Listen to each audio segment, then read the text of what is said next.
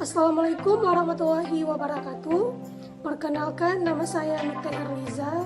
Saya mahasiswa dari Prodi Biologi Fakultas Sains dan Teknologi Universitas Islam Negeri Araniri, Banda Aceh. Video ini merupakan tugas mata kuliah Biologi Laut yang dibimbing oleh Pak Ilham Zulfahmi, MSI. Video ini merupakan ringkasan webinar yang diadakan pada hari Kamis 8 Oktober 2020. Pada webinar ini diselenggarakan oleh salah satu universitas di Indonesia, yaitu Universitas Diponegoro. Dalam webinar ini ada dua narasumber, yaitu Pak Dwi Susanto dan juga Bapak Anindya Wira Satria. Webinar ini membahas tentang Arlindo dan Upwelling.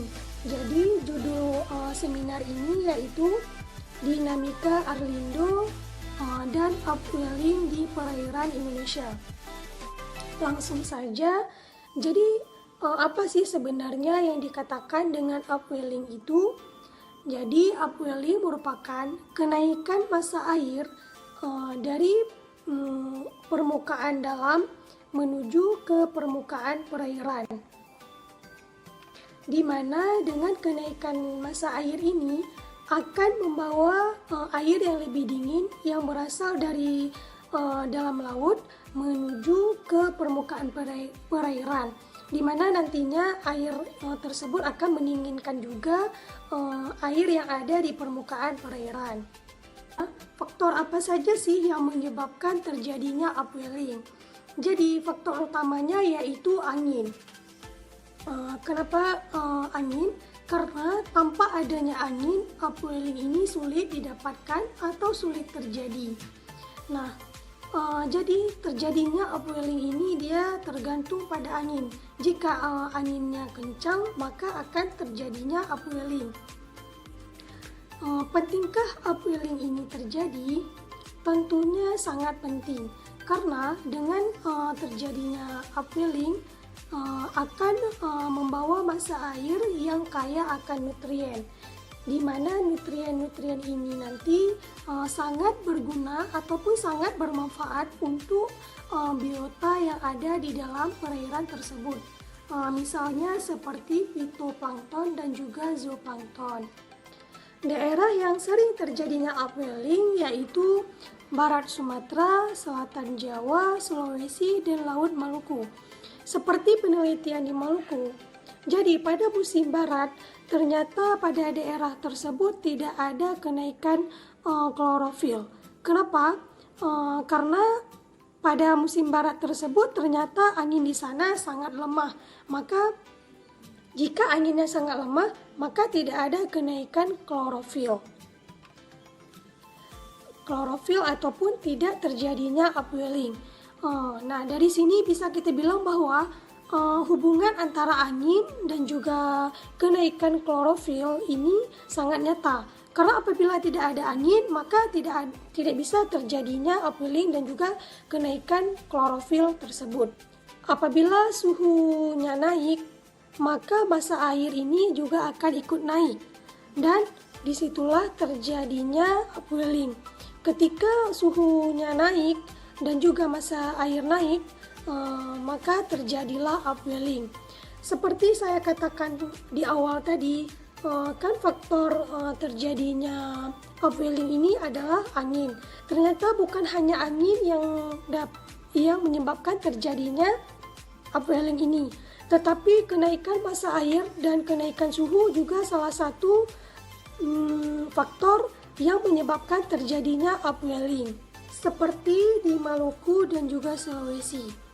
Suhu di Sulawesi itu cenderung lebih hangat dibandingkan suhu di lautan Maluku. Karena suhu di lautan Maluku ini dia lebih dingin. Kenapa itu bisa terjadi? Kenapa suhu di lautan Sulawesi itu hangat?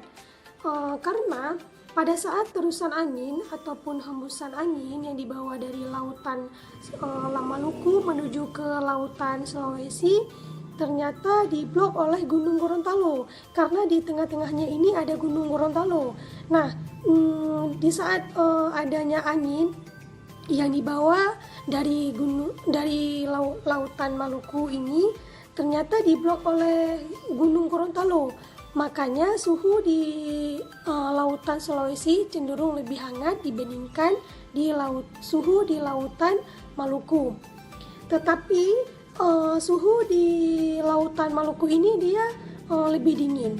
Karena pada saat ada hembusan angin ataupun terusan angin, tidak ada hambatan apapun. Jadi ketika ada angin, dia langsung menuju ke lautan Maluku. Makanya suhu lautan Maluku ini cenderung lebih dingin dibandingkan suhu Sulawesi tadi yang hangat. Jika dilihat pada Arlindo, dinamika arus lintas Indonesia yang dipaparkan oleh Pak Dwi Susanto, upwelling yang paling kuat itu dia terjadi pada Peru. Jadi pengaruh Arlindo dan upwelling itu akan mempengaruhi suhu. Kenapa? Karena dengan terjadinya kenaikan suhu dan massa air, maka akan terjadinya upwelling. Nah, begitu juga dengan Arlindo. Arlindo itu kan arus lintas Indonesia, di mana pada arus tersebut pastinya juga ada suhu.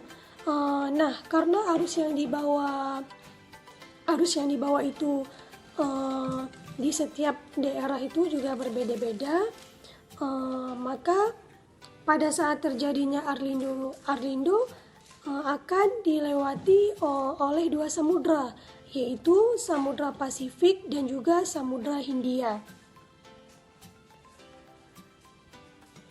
Jadi pada saat Samudra Pasifik membawa air ataupun arusnya menuju ke Samudra Hindia, ternyata akan melewati Indonesia, dan ada juga yang melewati Selat Sunda. Dan ketika dia telah melewati Indonesia dan juga Selat Sunda, ternyata dia balik lagi ke Samudra Pasifik. Jadi suhu itu dia sangat penting untuk biota perairan tersebut, di mana jika suhu di suatu daerah itu baik dan juga air di perairan itu baik, maka dia akan memperkaya nutrien.